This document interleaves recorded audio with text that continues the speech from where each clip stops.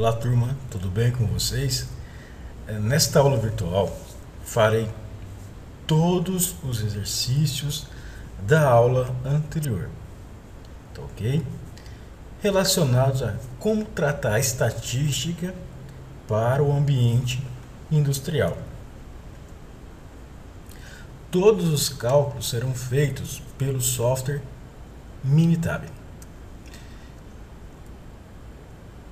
Então, o que nós vamos avaliar é um processo. Um processo nós temos entrada, são os fatores ou regressores, e alguns ruídos, que são variáveis incontroláveis. E aqui nós temos algumas saídas. Aqui nós temos um exemplo de um processo.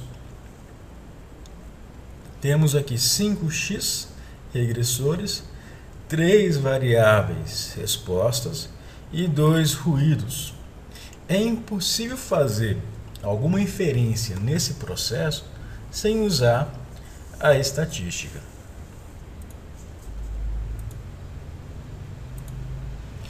Então veremos agora como gerar uma amostra aleatória pelo Minitab e também como analisar toda a estatística descritiva.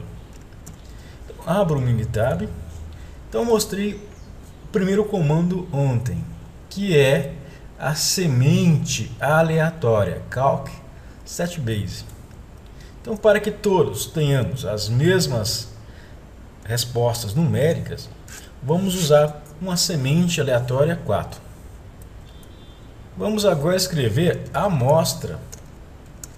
Então, nessa coluna aqui aparecerá uma amostra qualquer, gerada por meio de valores aleatórios. Vamos aqui em Calc, Random Date, uma distribuição normal. Vamos gerar 100 valores, que vai aparecer na coluna amostra, média 2000 e um desvio de 20. Ok. Então aqui acabou de gerar os dados amostrais, gerados por meio de números aleatórios. Vamos agora calcular a estatística descritiva. O segundo comando da aula. Iniciar Basic Statistics, ou estatística básica, Graphic Summary, ou gráfico sumarizado. E pegaremos aqui a amostra. O intervalo de confiança sempre será 95%. Ok. Gerou o gráfico. O que nós temos aqui, turma, de informação? Nós temos aqui o primeiro quadrado, o teste de normalidade, conhecido por meio de Anderson-Darling. Qual que é a análise? Sempre que o valor P for maior do que 0,05, eu aceito o H0. O que é o H0? Que os dados amostrais pertencem a uma distribuição normal. Já o segundo quadrado, nós temos as informações de média, o desvio padrão, a variância, a simetria, curtose e o tamanho da amostra. O terceiro, nós temos os intervalos quartis e os valores mínimos e máximos. E por último, nós temos os intervalos de confiança para a média, para a mediana e também para o desvio padrão. Ok? E mostrei também para vocês como que se identifica os outliers. Então vamos novamente prosseguir. Acabamos de fazer isso aqui. Um outro comando muito usado na indústria é quando nós temos uma população e desta população nós queremos retirar alguns dados amostrais aí. Muito comum para alimentar o gráficos de controle estatístico do processo. Então vamos gerar aqui uma sequência de 100 valores de 1 até 100 e depois nós faremos uma amostragem desses valores. Vamos vir aqui, ó, voltando aqui em dados correntes, em C3 eu vou para exemplo 2. Então vamos lá. Vamos aqui em Calc,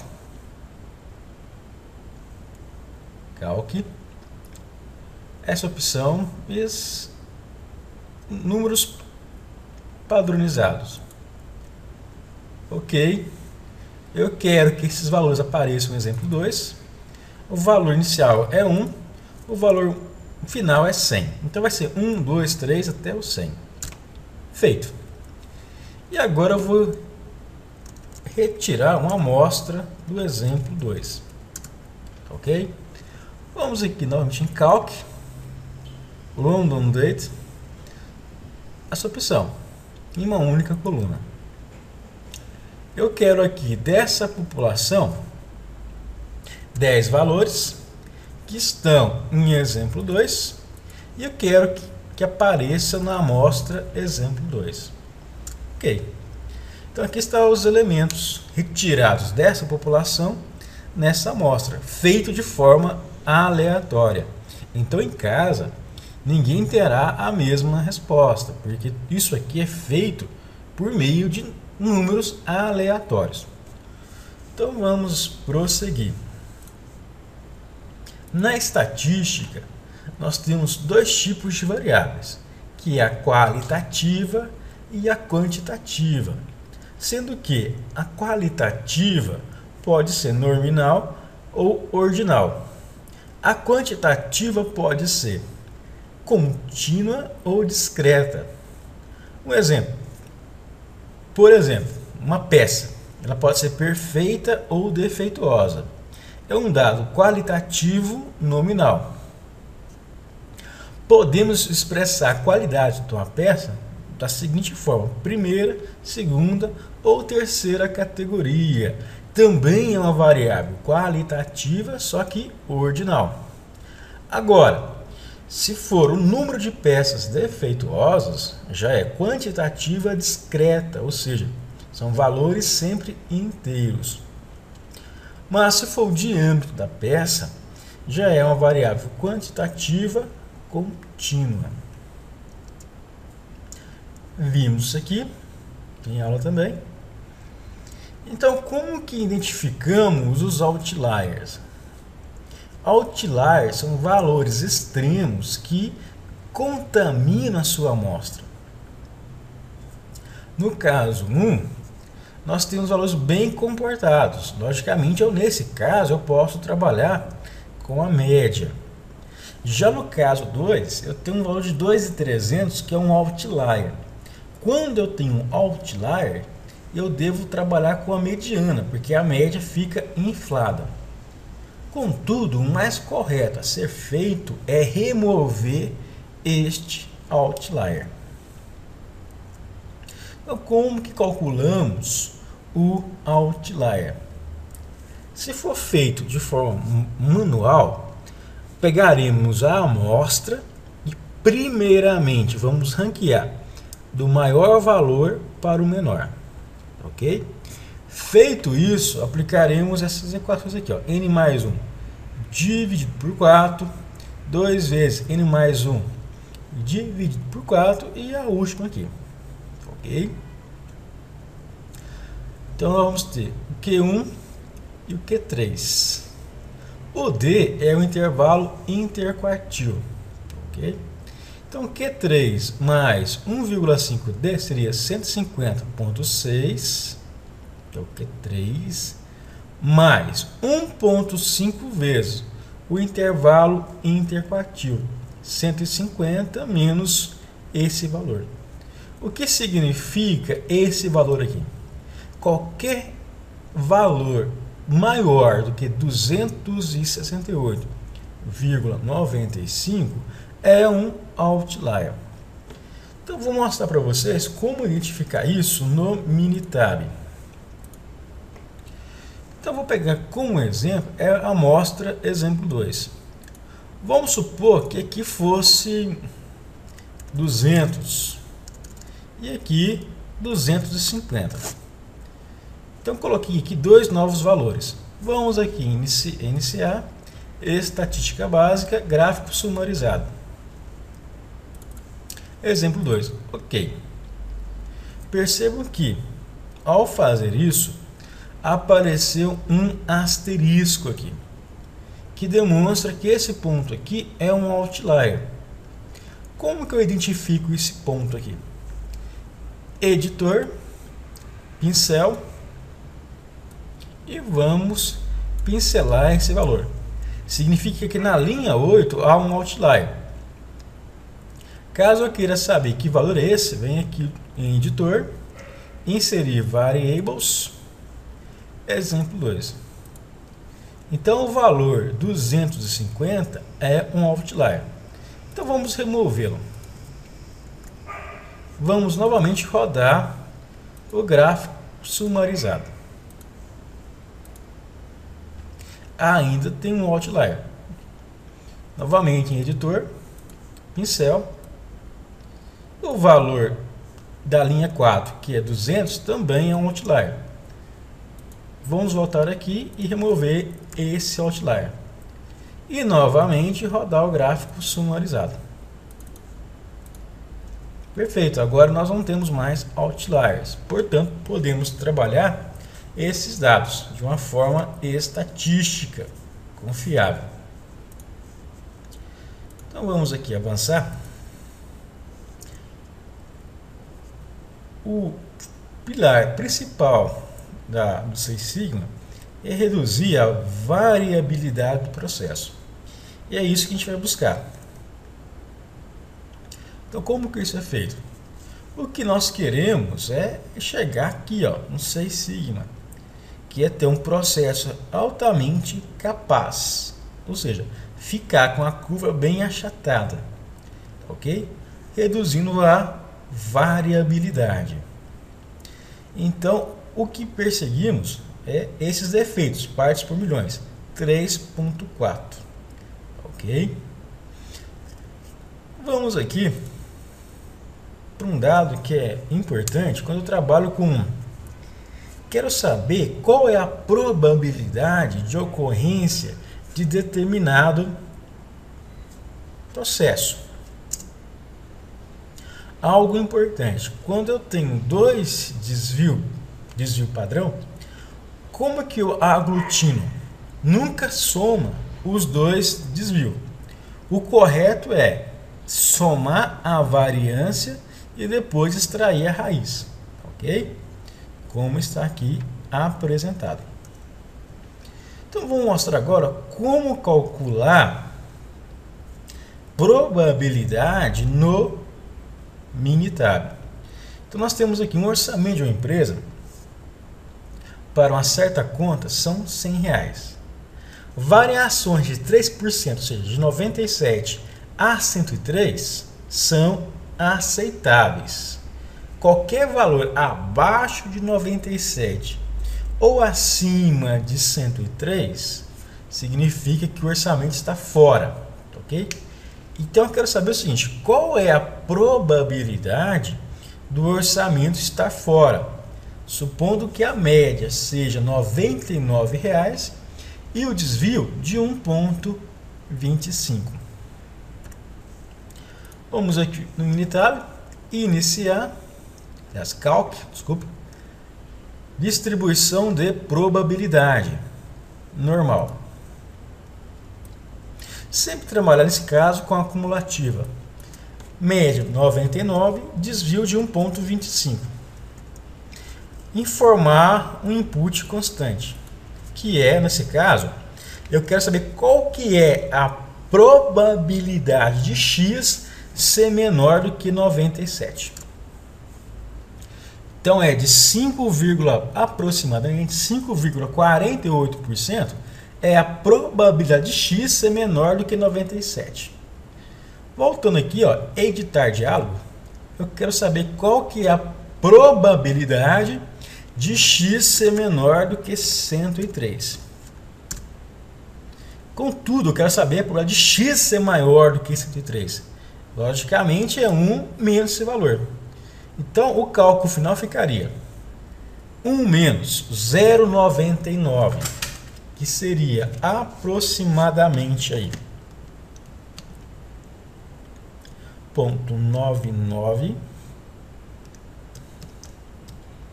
seria 0,0007 mais 0,547993, que daria, pessoal, aproximadamente 5,55% de chance desse orçamento estar fora das margens aceitáveis. Não vou mostrar os demais porque são todos semelhantes. O que vai mudar, turma, é a probabilidade que você escolherá, ok? Então vamos agora para o que interessa, que são os testes de hipótese. Todos os testes que veremos agora são testes paramétricos, ou seja, exigem que a distribuição da amostra analisada seja normal. O primeiro exemplo é o seguinte: queremos saber se a largura do flange de uma amostra qualquer está dentro desse intervalo. Essa é a média. Esse valor menos esse cara vai dar 0,071 e esse cara mais esse valor 0,092. Essa é a margem, os limites inferiores e limites superiores. Então ele pede, com intervalo de confiança de 90%, esse processo está dentro dessas especificações?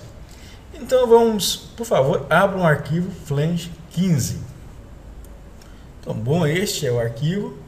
Então vamos agora iniciar estatística básica, gráfico sumarizado, largura do flange, e vamos mudar aqui para 90% o intervalo de confiança. Ok. Bom, olhando aqui a média, sim, estamos dentro das especificações. Verifica que tem dois outliers. Vamos saber quais são esses dois outliers e vamos removê-los. Então o valor que está no 5 e 12 são outliers. Então esse valor e o 12 são. Então vamos novamente rodar o gráfico sumarizado com o mesmo intervalo de confiança. Ainda estamos dentro dos intervalos de especificação. O exercício também pede o seguinte: as medidas estão dentro das especificações? Vamos ver. Lembrando, pessoal, que agora eu removi os outliers. Vamos aqui, iniciar ferramentas da qualidade. Há dois testes. Esse, capacidade, análise da capacidade, e esse, capacidade six-pack. Eu gosto desse para ele ser um pouco mais completo. Então vamos aqui clicar em normal, largura do flange, subgroup size. Vamos trabalhar com 1 nesse momento, 0,072 o limite inferior, 0,092 o limite superior. Podem dar OK.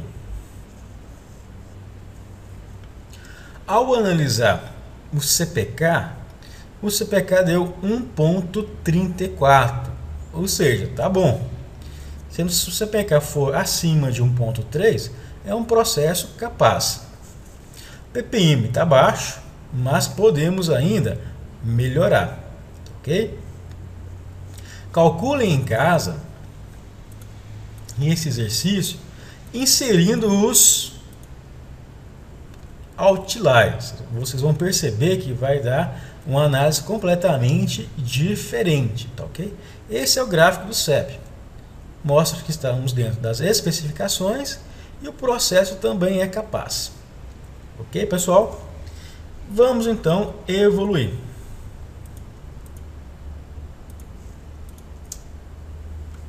para o próximo exercício. O próximo, aliás, se vocês calculassem aquele mesmo exercício considerando os outliers, olha o CPK, daria 0,85. Ou seja, o processo não seria capaz. Contudo, o outlier ele contamina a sua análise e, portanto, deve ser removido.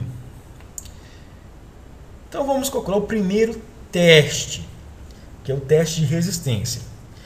Usaremos o teste Z, porque foi dado o desvio padrão de 1 e vamos provar que as medidas são maiores do que 90. Então, vamos lá. Abra um arquivo resistência. Usando o teste iniciar, estatística básica, one sample Z. Resistência, o desvio foi dado e a média 90. Aqui opções greater, que eu quero saber que se a média é maior do que 90. H0, que a média não é maior que 90. H1, que a média é maior do que 90. Olhando para o P, podemos afirmar que a média desse processo é maior do que 90.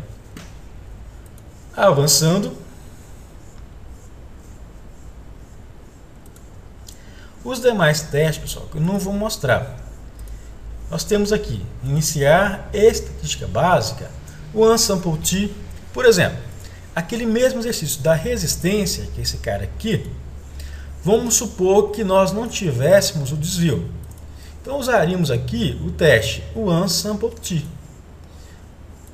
Resistência e a média 90.